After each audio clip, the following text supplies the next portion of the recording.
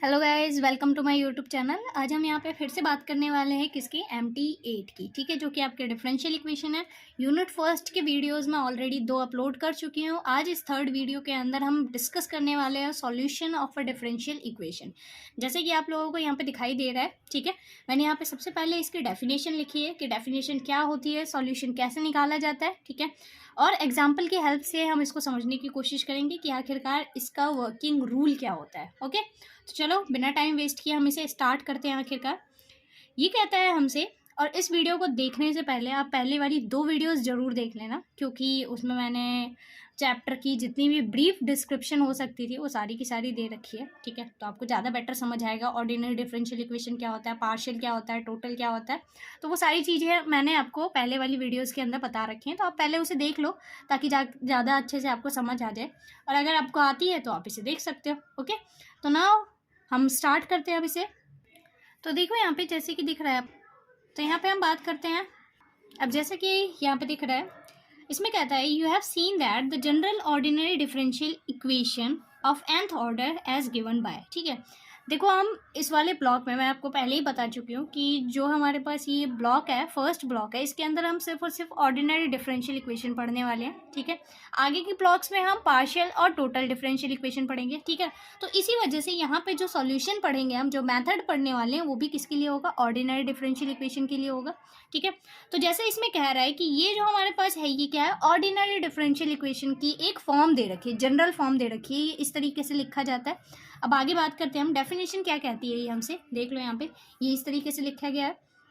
Definition कहती है a real और अ कॉम्प्लेक्स वैल्यू फंक्शन। ठीक है, y इज इक्वल्स टू में 5x। मान के चलो कि हमारे पास कोई एक फंक्शन दे रखा है जिसको हम y के इक्वल में लेट कर लेते हैं। ठीक है, वो 5x का फंक्शन होगा। 5 हमारे पास यहाँ कुछ भी हो सकता है, कोई भी वैल्यू हो सकती है। यहाँ पे इसने बोला है y हमारे पास या तो कोई रियल वैल्यूड फंक्शन हो सकता है या कॉम्प्लेक्स वैल्यूड फंक्शन हो सकता है, कुछ भी हो सकता है।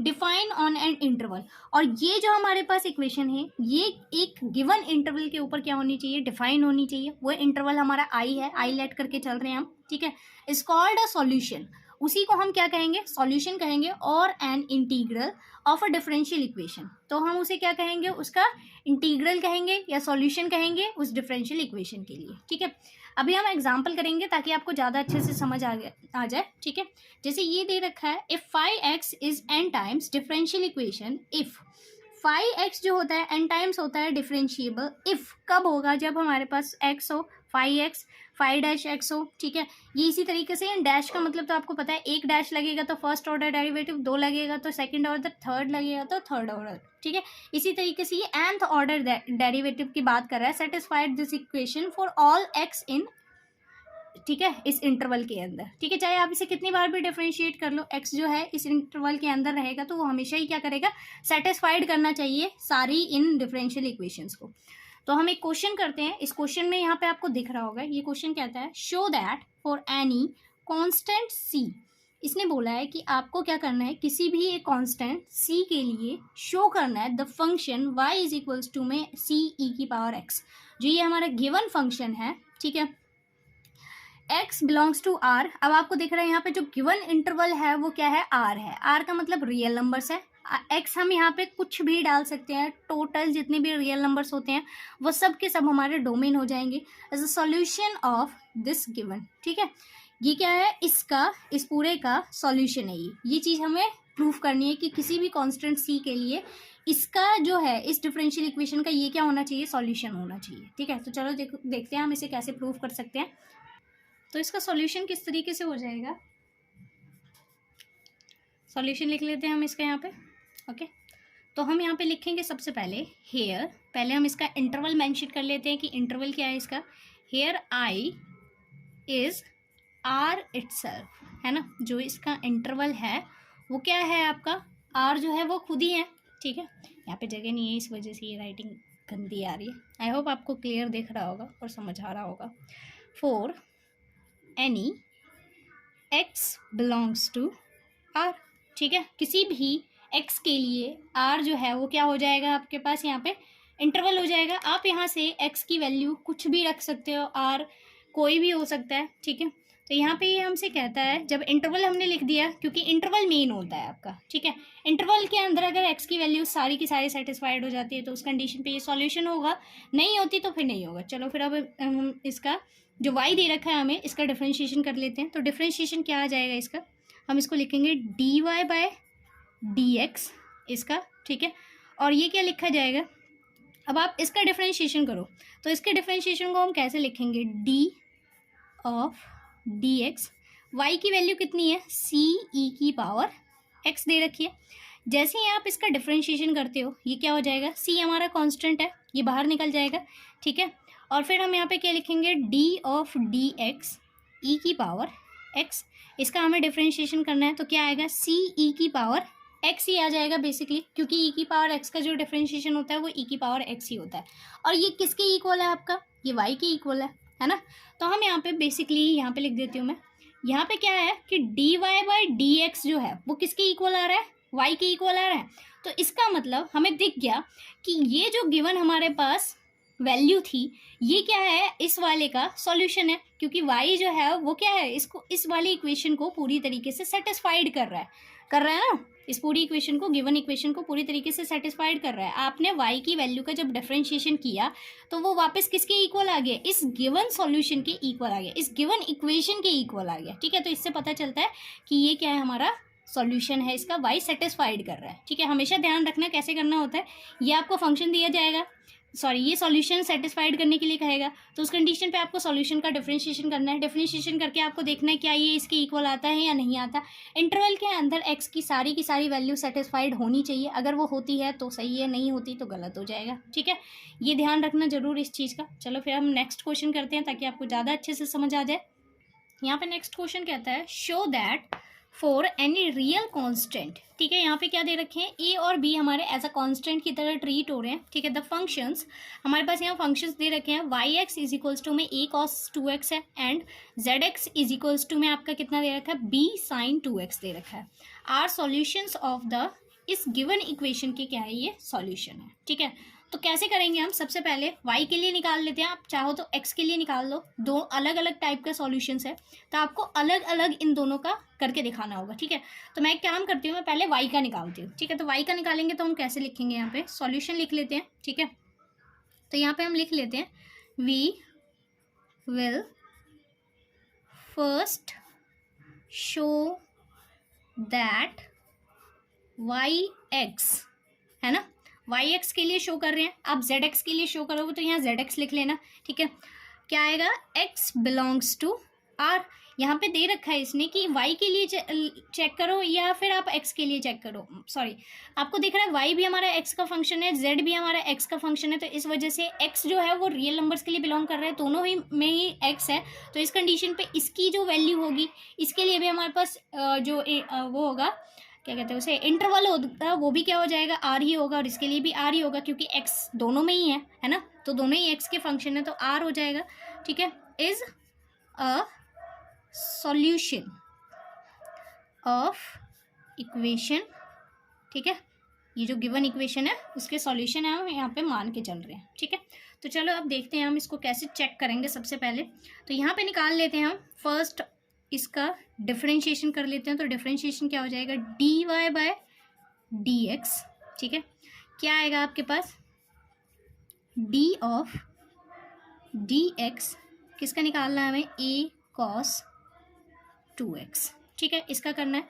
तो यहाँ पे वैल्यू कितनी आएगी, ए हमारा कांस्टेंट है, ए एज अ कांस्टेंट ट्रीट हो रहा है, कॉस का अगर आप डिफरेंशिएशन करोगे तो क्या आएगा आपका, माइनस का साइन 2x आएगा, x का डिफरेंशिएशन करोगे तो 2 आ जाएगा, तो मल्टीप्लाई बाई 2 होगा। तो यहाँ पे हम डायरेक्टली लिख देते हैं कि d y by d x is equals to में आपका क्या आ रहा है, -2 साइन 2x आ गया।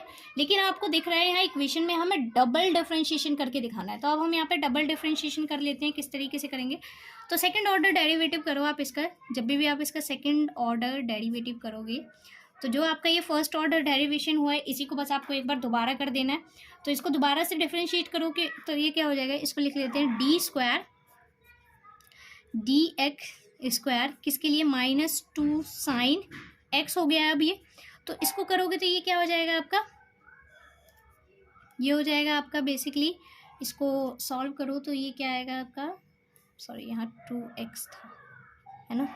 तो इसका डिफ्रेंशिएशन -2, सॉरी यहाँ पे a भी था ना, -a भी था यहाँ पे, तो यहाँ मल्टीप्लाई में a कर लेते हैं, यहाँ 2a हो जाएगा, यहाँ पे भी 2a हो जाएगा। 2a हमारा कांस्टेंट है। अगेन जब आप इसको करोगे तो ये आ जाएगा आपका 4a और cos 2x हो जाएगा। ठीक है, इतना क्लियर हो गया।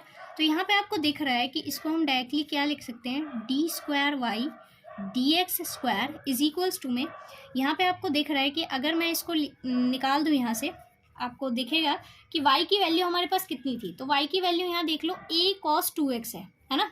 तो यहाँ पे आपको साफ दिख रहा है कि 4 के साथ ये पूरा मल्टीप्लाई हो रहा है a cos 2x, तो इसको मैं लिख सकती हूँ 4 मल्टीप्लाई में ये पूरी वैल्यू किसकी है, y की वैल्यू है, तो यहाँ पे y लिख सकते हैं। ठीक है, तो ये डायरेक्टली आपको दिख रहा है कि ये वही इक्वेशन आ गई है, माइनस में है, इसको उठा के इधर ले जाएंगे तो ये हो जाएगा d² dx square plus 4y is equals to 0।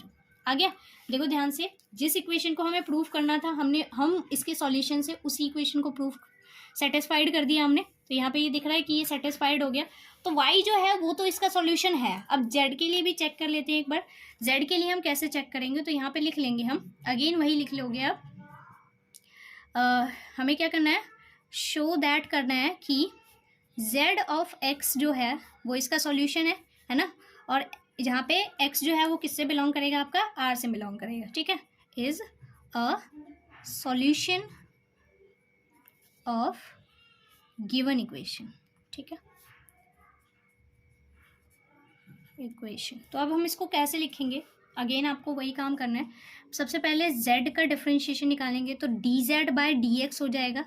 z की वैल्यू आपको कितनी दे रखी है, d/dx लिख लेते हैं। z की वैल्यू आपको यहाँ पे दे रखी है, कितनी है, b sin 2x दे रखी है। ठीक है, तो हम इसको यहाँ पे लिख लेते हैं।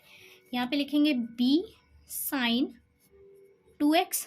ठीक है, अब आप जब इसका डिफरेंशिएशन करोगे b as a constant treat होगा, sin 2x का डिफरेंशिएशन हमारे पास क्या हो जाएगा, तो यहाँ पे b as a constant treat होके ये आएगा आपके पास 2b और cos 2x। ठीक है, ये पूरी वैल्यू आ गई यहाँ से।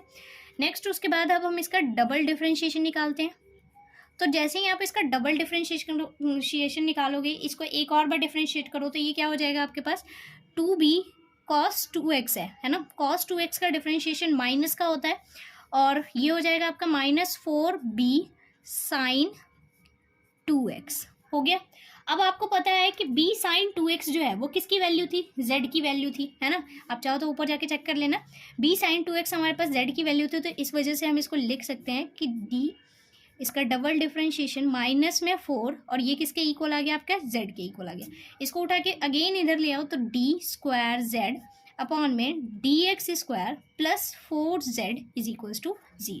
तो देखो ये भी सेटिस्फाइड कर गया इस इक्वेशन को, है ना, इस वाली वैल्यू को ये भी सेटिस्फाइड करके यहाँ z की टर्म्स में।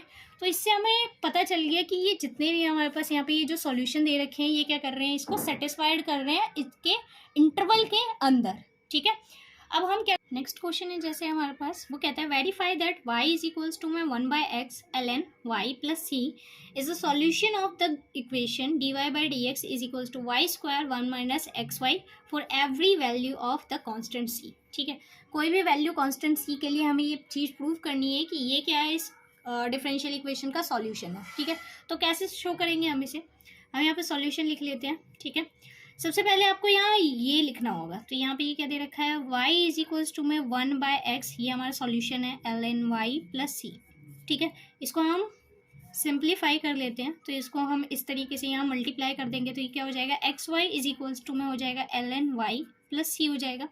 अब हम इसे डिफ्रेंशिएट कर लेंगे। तो जैसे ही हम इसको डिफ्रेंशिएट करेंगे ये क्या हो जाएगा आपका, ठीक है, तो हम इसको डिफ्रेंशिएट करेंगे तो ये क्या आ जाएगा हमारे पास, ये आएगा आपका, इसमें हम प्रोडक्ट रूल लगा लेते हैं। First as it is, second का डिफरेंशिएशन, ठीक है, प्लस उसके बाद इसका डिफरेंशिएशन तो y ही आएगा।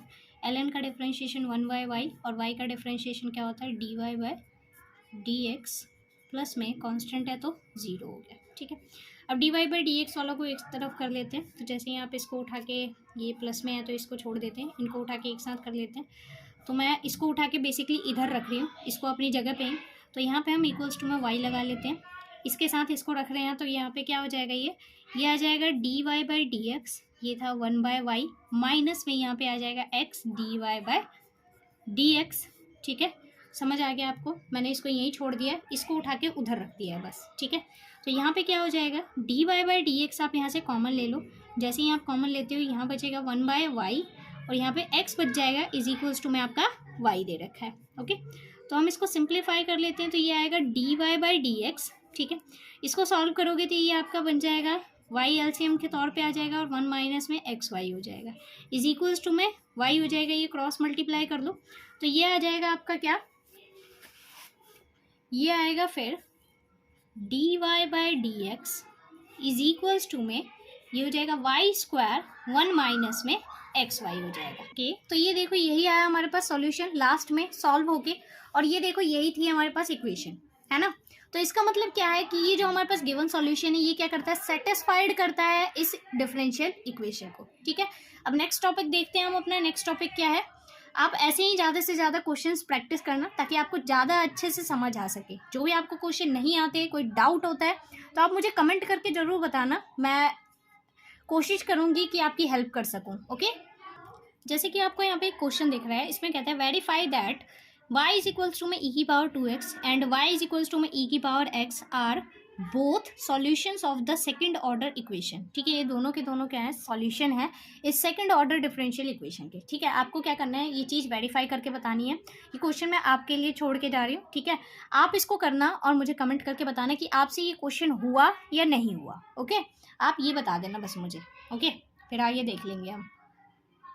जैसे अब यहाँ पे हम बात करने वाले हैं जैसे जनरल सॉल्यूशन की। जनरल सॉल्यूशन आपके पास क्या होता है, ये दो चीज़ें बहुत ज़्यादा इंपॉर्टेंट होती है सॉल्यूशन में। आपको जनरल सॉल्यूशन और पर्टिकुलर सॉल्यूशन पता होना बहुत ज़्यादा इंपॉर्टेंट होता है, तो ही आप डिफरेंशियल इक्वेशन कर सकते हो, अदरवाइज आप नहीं कर सकते। ठीक है, तो सॉल्यूशन की हम बात कर रहे हैं तो जनरल सॉल्यूशन क्या होता है, the solution of the nth order differential equation.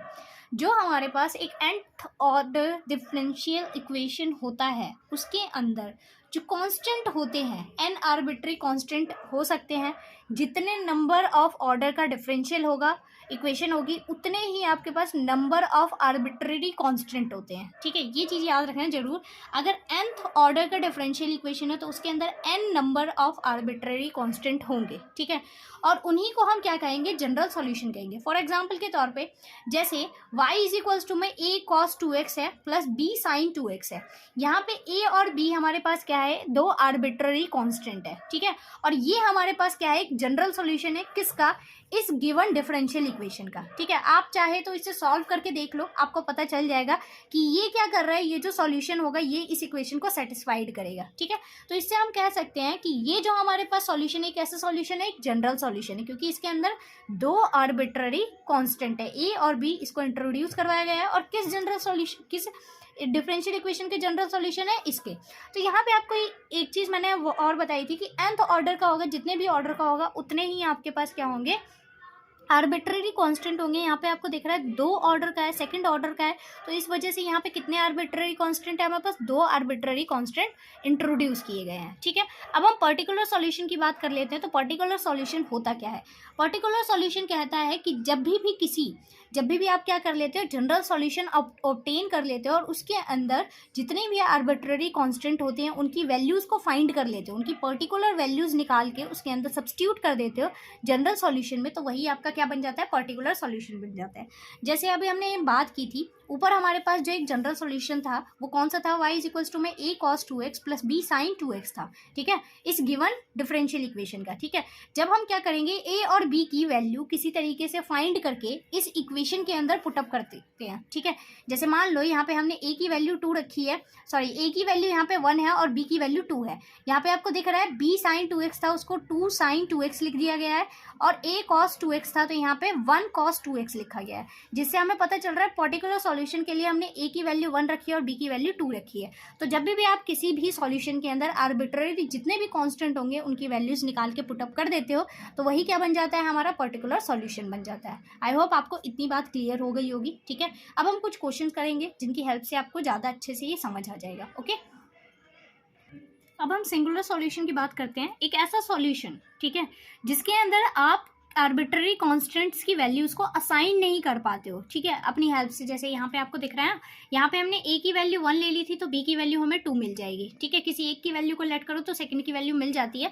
लेकिन यहाँ पे जब भी हमारे पास क्या हो जाता है, ऐसे सॉल्यूशंस आ जाते हैं जिनके अंदर आप आर्बिट्ररी कॉन्स्टेंट्स की वैल्यू को असाइन नहीं कर पाते और जनरल सॉल्यूशन के अंदर और आर्बिट्ररी कांस्टेंट की वैल्यूज़ को आप फाइंड नहीं कर पाते हो, ठीक है। असाइन वैल्यू साइन उस कंडीशन जो सॉल्यूशन होता है वो हमारा क्या हो जाता है, सिंगुलर सॉल्यूशन हो जाता है, ठीक है।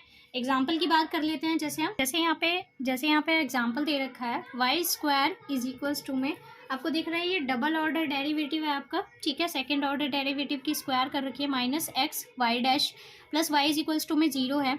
हैज़ द जनरल सोल्यूशन इसका ये दे रखा है आपका, और इसका जब आप पर्टिकुलर सॉल्यूशन निकालोगे तो ये आएगा जिसमें आप सी की वैल्यू जो है वो अपनी तरफ से कोई भी डेफिनेट वैल्यू असाइन नहीं कर सकते हो, ठीक है। आपको इसे सॉल्व करके निकालना पड़ेगा। इसके सॉल्यूशन के अलग अलग मेथड्स होते हैं, ठीक है, जो हम आगे पढ़ेंगे, लेकिन आप इसको डायरेक्टली नहीं निकाल सकते। इस वजह से ये जो हमारे पास सॉल्यूशन होगा वो किस तरीके का सॉल्यूशन हो जाएगा, हमारा सिंगुलर सॉल्यूशन हो जाएगा, ठीक है। आई होप आपको इतना क्लियर हो गया होगा। चलो कुछ क्वेश्चंस करते हैं बेटर अंडरस्टैंडिंग के लिए, ओके। जैसे यहाँ पे क्वेश्चन दिख रहा होगा आपको, इसमें कहता है डज द इक्वेशन जो दे रखी है d y by d x is equals to में minus e y minus y है इसकी power x have a unique solution. क्या है, इसके यूनिक सॉल्यूशन है। तो अब हम इसको चेक कर लेते हैं। सबसे पहले हम इसको फॉर्म में लिख लेते हैं इसकी, तो किस तरीके से लिखा जाएगा। यहाँ पे आपको दिख रहा है कि ये माइनस में लिखा हुआ है इसके साथ, और वो भी मल्टीप्लाई में, ठीक है। तो हम क्या करते हैं, इसको इसकी पावर को प्लस में करने के लिए हम इसको क्रॉस मल्टीप्लाई कर लेते हैं। तो ये इधर उठ के आ जाएगा, तो यहाँ पे क्या हो जाएगा, ई की पावर वाई हो जाएगी, d y by d x हो जाएगा, इज इक्वल्स टू में आपका माइनस एक्स बच जाएगा, ठीक है। समझ आ गया इतना। अब हम इसको क्या करते हैं, एक बार डिफ्रेंशिएट कर लेते हैं। तो जैसे ही आप इसको डिफ्रेंशिएट करोगे तो ये क्या हो जाएगा, आपके पास y की वैल्यू आपको यहाँ कितनी दे रखी है, y की वैल्यू भी आपके पास पूरी यही दे रखी है। अब हम इसको क्या कर लेते हैं, इंटीग्रेट कर लेते हैं। इंटीग्रेट करने के लिए हमें क्या करने होंगे, वेरिएबल सेपरेट करने पड़ेंगे। तो यहाँ पे e की पावर y है, इसके साथ dy लिख देंगे, इधर इसको क्रॉस मल्टीप्लाई कर लेंगे तो यहाँ माइनस एक्स हो जाएगा, और यहाँ पे क्या आ जाएगा आपका dx, ठीक है। इंटीग्रेशन लगा देते हैं। तो अब जब आप इसको इंटीग्रेट करोगे तो इसकी वैल्यू कितनी हो जाएगी, इसकी वैल्यू तो e की पावर y ही रहेगी, इज इक्वल्स टू में ये हो जाएगा आपका माइनस एक्स स्क्वायर बाई 2 हो जाएगा, और प्लस में ए हो जाएगा। क्योंकि जब भी हम इंटीग्रेशन करते हैं डेफिनेट नहीं हो, हमारे पास जब भी इनडेफिनेट इंटीग्रल होता है तो उस कंडीशन पे क्या आता है, आपके पास एक आर्बिट्ररी कांस्टेंट इंट्रोड्यूस होता है इनके साथ में, ठीक है। तो वो कौन है, हमारा ए है। अब ध्यान से देख लो, इसके अंदर हमारे पास x की जो भी वैल्यूज आएंगी वो सारी की सारी हमें पॉजिटिव वैल्यूज के लिए हमें पता है x जो है वो डिफाइन होगा हमारे पास किसके लिए, पॉजिटिव वैल्यूज ऑफ x के लिए, ठीक है। तो इस वजह से क्या होगा, इस डिफरेंशियल इक्वेशन के लिए हम क्या लिख सकते हैं कि जो ये वैल्यू है हमारे पास एक्स स्क्वायर बाई 2 प्लस ए, ये क्या होगी, ऑलवेज ग्रेटर होगी जीरो के। क्यों होगी, कब होगी ये ग्रेटर होगी जीरो के, ए जब ग्रेटर होगा आपके पास जीरो के, ठीक है। तो आपको दिख रहा है यहाँ पे एक्स के ऊपर डिपेंड कर रही है ए की वैल्यूज, तो एक्स के ऊपर जब भी डिपेंड करेगी ए की वैल्यूज, तो उस कंडीशन पे ए जो होगा इस इक्वेशन, इस डिफरेंशियल इक्वेशन के जो सॉल्यूशन होंगे वो हमारे पास यूनिक नहीं होंगे, बहुत सारे सॉल्यूशंस हो सकते हैं इसके। तो इस वजह से हम इसको लिखेंगे कि this solution of the given differential equation is not unique. I hope आपको इतनी समझ आ गया होगा, ठीक है। अब नेक्स्ट वीडियो के अंदर हम कर्व्स पढ़ेंगे इसके अंदर, और जो हमारे पास फिजिकल फैक्टर्स वाले जो क्वेश्चंस होते हैं उनको सॉल्व करेंगे। तो नेक्स्ट वीडियो जो है वो बहुत इंपॉर्टेंट है। तो उस वीडियो की नोटिफिकेशन के लिए प्लीज़ चैनल को सब्सक्राइब करके नोटिफिकेशन बेल को प्रेस कर लेना, ओके। वीडियो अच्छी लगती है, हेल्पफुल लगती है तो वीडियो को लाइक कर देना, ओके। Thanks for watching.